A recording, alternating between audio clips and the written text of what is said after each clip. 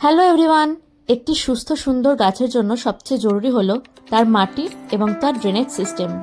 তাই আজকে মাটি এবং ড্রেনেজ সিস্টেম কিভাবে তোমরা তৈরি করবে সেটাই দেখাচ্ছে আমার বাবা। বাবা কিন্তু বাগানের কাজকর্ম খুবই সুন্দরভাবে করে।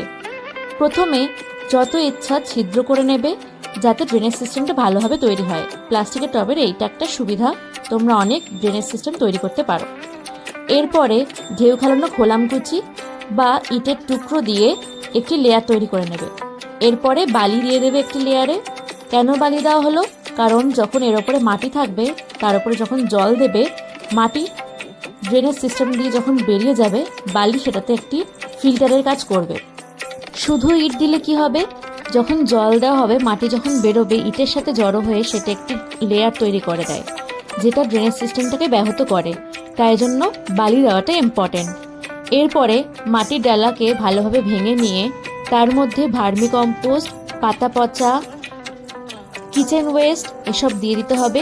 এর সাথে তোমরা চাইলে হাড়কুচি, শিংকুচি, ফাঙ্গিসাইড, ডিএপি, পটাশ এসবও মেলাতে পারো, কিন্তু প্রাথমিক পর্যায়ে ভার্মি কম্পোস্ট, কিচেন ওয়েস্ট, চা পাতা পচা এসবই দিলাম। বাবা খুব সুন্দরভাবে মাটি তৈরি এবং সব কিছু করে। দেখো, পুরোটাকে ভালোভাবে মাটির সাথে মিলিয়ে নিচ্ছে বাবা, যাতে প্রতিটা জায়গায় সমান পুষ্টিগুণ বজায় থাকে। এরপরে এই ভার্মি কম্পোস্ট সমৃদ্ধ, পুষ্টি সমৃদ্ধ মাটিটি টবে ভালোভাবে দিয়ে নিতে হবে। এরপর এই টবটিকে 3-4 দিনের জন্য রেস্ট করতে দিতে হবে। সঙ্গে সঙ্গে গাছ লাগালে কিন্তু গাছ নিতে পারবে না। টবে পুরোপুরি মাটি পূর্ণ করতে নেই, 2-3 ইঞ্চি ছেড়ে রেখে তবেই মাটি দিতে হয়। কারণ এরপরে যখন গাছ লাগাবে বা সার দেবে তখন সেটা পূর্ণ হয়ে যাবে।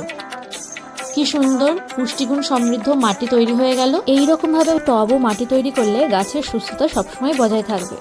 Thank you for watching my video. একটা লাইক তোমরা অবশ্যই করে দিও।